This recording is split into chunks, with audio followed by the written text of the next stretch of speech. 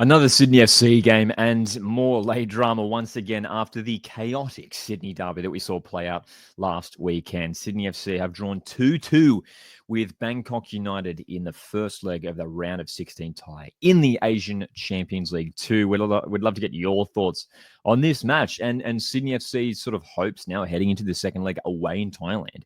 It's a tricky test for Sydney FC considering the current scoreline for them on aggregate. Would love to hear from you guys. So join the conversation in the comments in the comments section.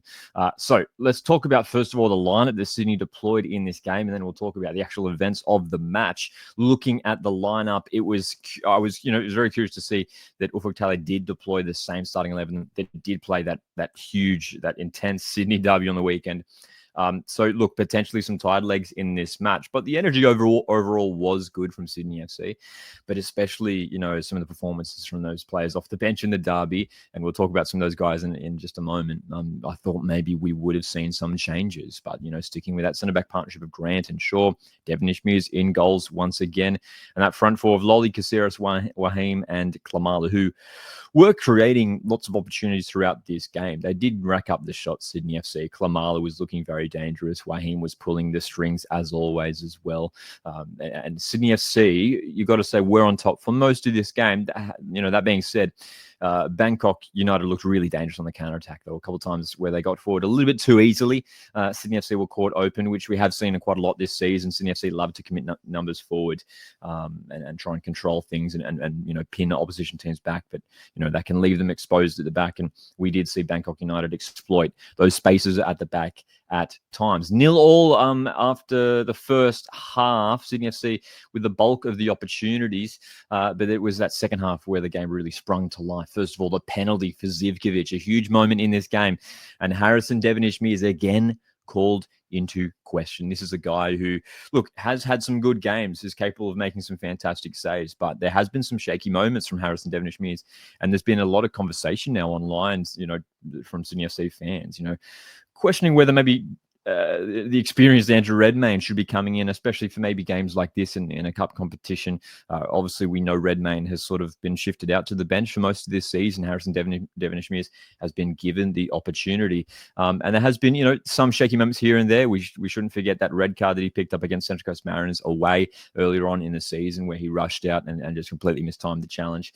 And it was another sort of mistimed challenge here once again from the goalkeeper, and that gifted the lead to Bangkok United. That sort of really sprung Sydney FC into action. Adrian Segecic, it's time to talk about this guy because he came on and scored a double. That second goal was absolutely fantastic, and I was just stunned that this guy was on the bench once again. That was the conversation heading into this game. The likes of Segecic and maybe even Costa should have started this match with the impact they had in the Sydney derby on the weekend, and this guy showed it once again why he needs to be getting as many minutes as possible. What a player this guy is. What a talent. I spoke about him after in our Sydney derby review the other day, and I really highlighted this guy who's just 20 years of age and has enormous potential. And every time he's on the ball, every time he's on the field, he just looks like he's going to score. He wants the ball. He's aggressive. He's adventurous, and he has great skill. And he's just so fun to watch. And that's coming from, I'm not a Sydney FC supporter, but he's just electric, man. He's just absolutely electric. And Sydney FC, if I'm in Sydney FC's camp, I'm going to try and do everything possible to try and lock this guy down to a contract. I mean, I'm sure he's attracting some sort of interest from Europe. I'd be very surprised if there aren't some moves for him in the off season coming up. So Adrian Segecic, I mean, there's a lot of conversation around him now in terms of whether he should start going forward. Look, maybe his best role is sort of coming on as an impact player in second halves. We've seen him do that numerous times this season, a hat-trick off the bench against Mariners back in January. You can see he was very influential off the bench in the Sydney derby, and then a couple of goals here. This guy's just too good. And I tell you what, Tony Popovich, we know he's been paying close attention to the A-League. I legitimately wouldn't be surprised if Segecic goes ahead and receives a full-on call-up for the Socceroos in next month's qualifiers. Douglas Costa, again, was very good off the bench. Great to see him sort of getting back to full fitness, and it's probably not long until he is again in the starting lineup. So, look, 2 goals for Segecic, and you feel like from that point, okay, Sydney FC, they ended up racking 20 shots, all up across the game, 62% possession. It felt like maybe they deserved to get the win in this game, but Bangkok United did not back down, and Sydney FC sat back just a little bit with that 2-1 lead. 78th minute, they're up 2-1. And the final 10, 15 minutes there were really nervy for the Sky Blues, and the goal came in the 95th minute.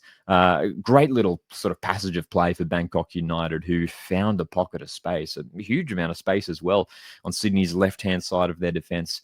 And again, I mean, look, I'm no goalkeeping expert, but you feel like Harrison Devonish-Mears has to be doing better at his near post there to not stop that shot from coming in. So question marks once again over Devonish-Mears there. I'm sure he'll be disappointed with his efforts in regards to that second goal for Bangkok United. But it is such a vital goal for the side from Thailand, because the second leg now has a completely different vibe about it, being played next Wednesday in Thailand. Look, if Sydney FC go into that game with a 2-1 lead, obviously they have the advantage. They have the head start. And I think that probably would have been enough for them to cruise through in the second leg. It's a completely different vibe now, isn't it? It really, really has a different feel to it, because 2-2, Bangkok United with their home support behind them could prove a really, really tricky test for Sydney FC. And I think Bangkok United, look, Sydney FC probably were the better team in this first leg, but Bangkok United showed some decent passages of play and showed their threat on the counter-attack. And I think at home, they're going to have more possession. They're going to create even more opportunities. Sydney FC are going to have to elevate their performance if they want to get through to the quarterfinals. I mean, we've seen it in recent weeks. In the Sydney derby, they were second best, managed to get away with a draw. In this game, they were good overall. They were good. They weren't amazing. But I thought they probably did enough to at least get the 2-1 win in this first leg. But the second leg, going to be a really interesting test for Ufuk Talay. Will we see changes? Does Segecic come in? Does Costa start? We'd love to hear from you guys. I mean, it's a lot to talk about in terms of like, who do you change up in the lineup? Does Corey Holman drop out? Maybe Caceres drops deeper to allow someone like Costa and Segecic to play an advanced role somewhere in that attacking lineup for Sydney FC. But 2-2 in the end. A really exciting game, a really dramatic Asian Champions League 2 encounter here in Sydney last night. Thanks, guys, very much for tuning in. We'd love to get your thoughts, so join the conversation in the comments section. Stay subscribed for more Australian football content right here on Code Switch Football. Hit the like button on the way out, and I'll see you in the next one.